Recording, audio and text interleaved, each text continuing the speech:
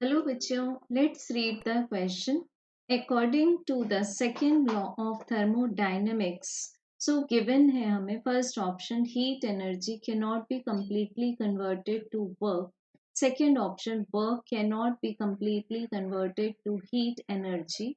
Third, for all cyclic processes we have dq by t less than 0.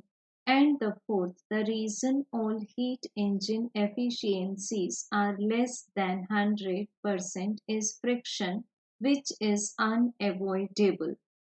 So बच्चों सबसे पहले तो इसमें हम चेक करते हैं what is the second law of thermodynamics states. Second law के अकॉर्डिंग एक्चुअल ये एक फंडामेंटल लिमिटेशन है.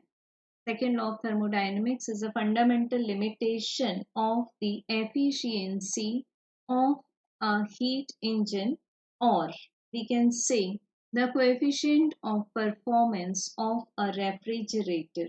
So अगर हम simple words में बोलें तो efficiency of heat engine can never be equal to unity, that is 1. तो इसके अकॉर्डिंग हम बोल सकते हैं कि अगर हम एक कोल्ड रिजर्वॉयर की हीट को रेज करेंगे, इस कोल्ड रिजर्वॉयर की हीट को अगर रेज करेंगे, सो यहाँ से जो हीट रिलीज होगी उसको हम कभी भी जीरो नहीं बना सकते. तो सेकेंड लॉ स्टेट करता है कि coefficient of performance of refrigerator can never be infinite. It means क्या हुआ बच्चों कि जो एक्सटर्नल वर्क डन है वो कभी भी जीरो नहीं हो सकता. It can never be zero. तो सेकेंड लॉ ऑफ थर्मोडायनेमिक्स के अकॉर्डिंग अगर हम कॉन्ट्राडिक्शन लेकर चलें कि हम हीट एनर्जी को 100% कन्वर्ट कर दें वर्क में, ये हम लोग कॉन्ट्राडिक्शन लेकर चल रहे हैं.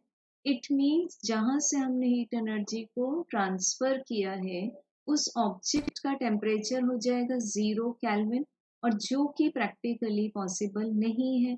Therefore, we can say that the heat energy cannot be completely transferred into work. So, statement number 1 is the correct answer. Thank you.